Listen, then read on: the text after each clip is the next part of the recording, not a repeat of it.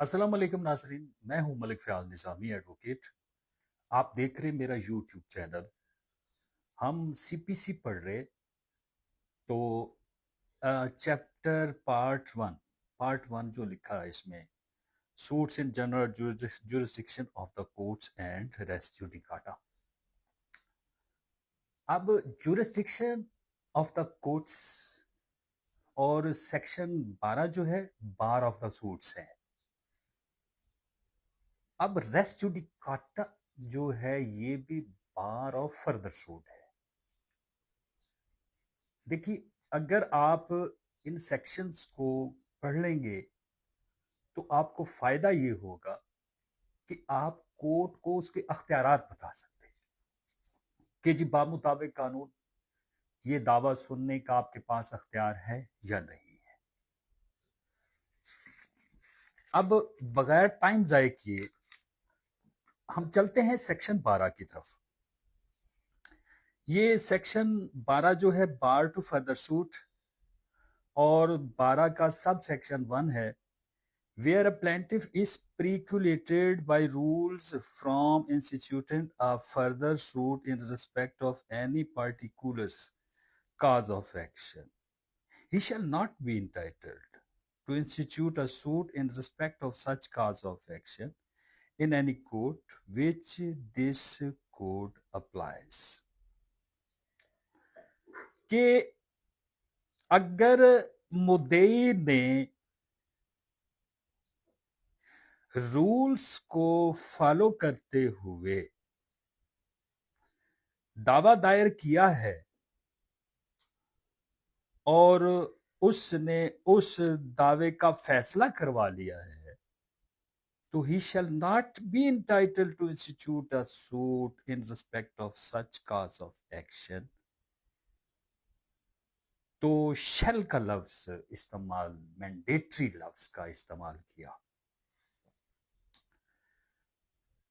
12(2) sub section 12 section sub section 2 12(2) CPC 1908। इसमें कहा कि अगर कोर्ट ने डिसाइड कर दिया कोई रेस, कोई तनाज़ा, कोई सब्जेक्ट मैटर, कोई मामला कोर्ट ने डिसाइड कर दिया, तो क्या रेस जुडिकाटा के तहत आप दावा दायर नहीं कर सकते? तो उनका जी नहीं कर सकते। तो फिर इसका सोल्यूशन बताया। अब यहां जो सोल्यूशन बताया ना, उन्होंने कहा कि जी 12(2) की दरखास्त दे, डिग्री हो गया और उसमें आपने उस डिग्री को मंसूख करवाना, तो आपने दरखास्त दिया 12(2) की। अब उस दरखास्त के ग्राउंड्स क्या होने चाहिए, ये हमने बेयर एक्ट से पढ़ना, क्योंकि इसमें एक 2014 के सुप्रीम कोर्ट का व्यू पढ़ा अभी थोड़ी देर पहले।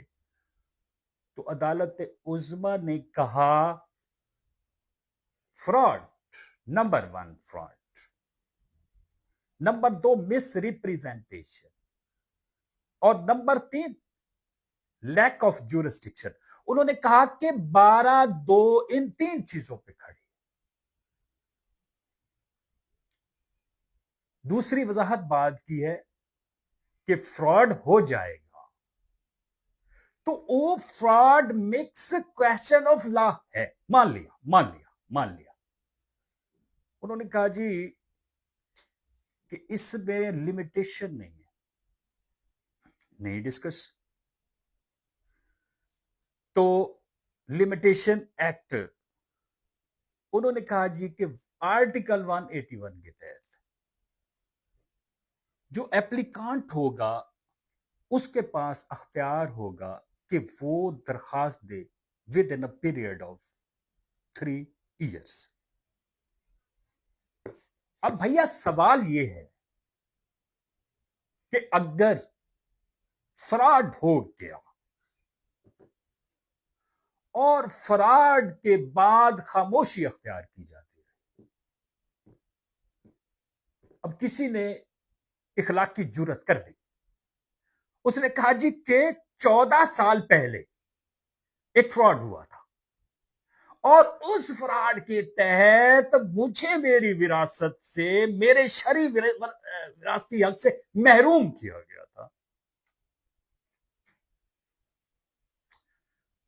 तो अदालत उस्मा ने प्लेथोरा ऑफ जजमेंट्स हमारे मुंह पे मारी। उन्होंने कहा भाई बात, अब ऐसा फ्रॉड जो विरासत से किसी को महरूम करे, ऐसा फ्रॉड आपको महरूम कर रहा है विरासत से। उन्होंने कहा no limitation, no limitation, no limitation, no limitation, मतलब आप 3 साल बाद भी आ सकते। लेकिन वो fraud on legs, on strength legs होना चाहिए, स्ट्रेंथ लेग्स होना चाहिए। कल की वीडियोस आपने मुलाहिजा की टोबा टेक्स हैं, वहां इशू 12/2 का था। कोर्ट से यह कहा गया कि जी कोर्ट ने फ्रॉड देखना, नंबर 1, नंबर 2 रिप्रेजेंटेशन देखना, और नंबर 3 कोर्ट का जुरिस्डिक्शन देखना कि जो कोर्ट ने डिसाइड किया, क्या उसको डिसाइड करने का उनके पास अख्तियार था। उस 12/2 की खूबसूरती आपको बताऊं क्या है। उन्होंने कहा मेरे खिलाफ, I am the counsel in that suit, उन्होंने कहा भैया कि मैंने ये 12/2, चूंकि 12/2 आई, अब मुकदमे से थोड़ा सा इंटरेस्टिंग मामला है, इसको सुन लीजिए। सबमिशन ये है कि आपने देखना फ्रॉड। अब फ्रॉड तो नहीं है, लेकिन उनके बिहाफ पे फ्रॉड नहीं है, लेकिन उनके बिहाफ पे है। क्या मैं लफाइड, अगर सिविल जज एंड जज कर ले फ्रॉम द फर्स्ट डे, सही मानों में एड जज कर ले। एक बंदे ने, ये प्रोपोजिशन है इस मुकदमे की, थोड़ा सा टाइम, एक बंदे ने फ्रॉड की बुनियाद पे, लैक ऑफ जुरिस्डिक्शन की बुनियाद पे महरूम कर दिया हो। किसे? मुझे महरूम किया गया। सिविल कोर्ट की डिग्री को न्यूलीफाइड करके डिप्टी कमिश्नर साहब ने, आलिया नीलम साहबा ने ठीक फरमाया भैया। उन्होंने फरमाया कि बीबी डीसीओ को, डीसी साहब को इतने अख्तियारात न दीजिए। डीसीओ ने उस डिग्री को मंसूख किया। जी हाँ, ओ भैया, डीसी ने सिविल कोर्ट की डिग्री को न्यूलीफाइड किया। अब बीइंग एन एडवोकेट, जरा सोचिएगा कि क्या सिविल कोर्ट की डिग्री को मंसूख कर सकता डीसी? तो क्वेश्चन नो, नहीं कर सकता। लेकिन इस डीसीओ साहब ने, टोबा टेक सिंह के डीसीओ साहब ने ऐसा किया। सिविल कोर्ट की डिग्री को उसने आधा आधा कर दिया।